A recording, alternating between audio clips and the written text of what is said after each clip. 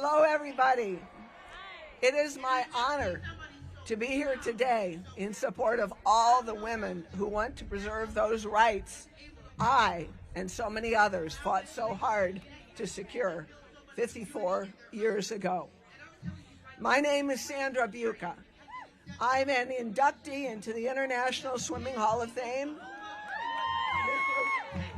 and the Marathon Swimming Hall of Fame, class of 2014. I grew up competing in swimming, a sport I love for the way it challenged me and the deep and personal friendships I forged along the way. Sadly, in 1968, when I was a freshman in high school, I became the only girl among those with whom I had previously trained who was granted the privilege of training with the boys' swim team. Each and every other young girl who had been teammates of mine for many years found themselves cut short.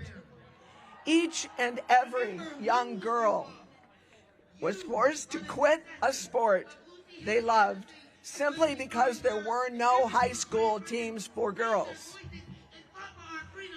I was allowed to practice alongside young men strictly because in order to prepare me for the Olympic trials in 1972.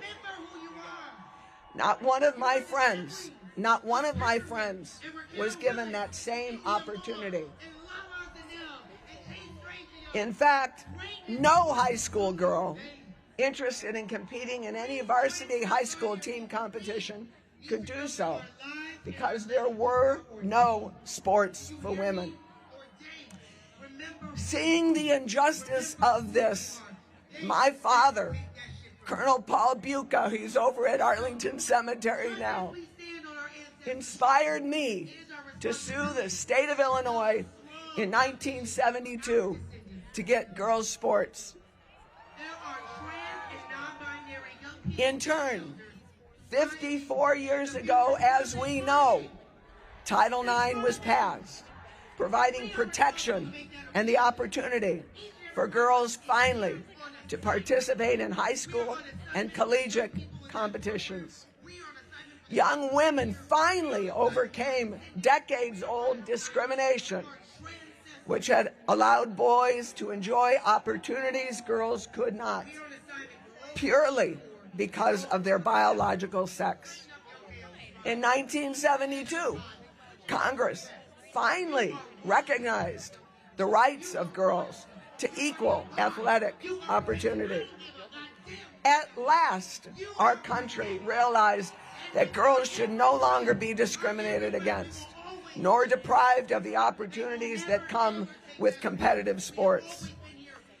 They finally recognized that girls deserve the opportunity to participate and compete on a level playing field, just as boys had been able to do for decades. That very accomplishment and acknowledgement is now under attack. Incomprehensibly, the ACLU that represented and advocated for me in my lawsuit is now turning its back on women. The women's rights movement, which was loud and crisp 54 years ago, has gone into hiding in many ways.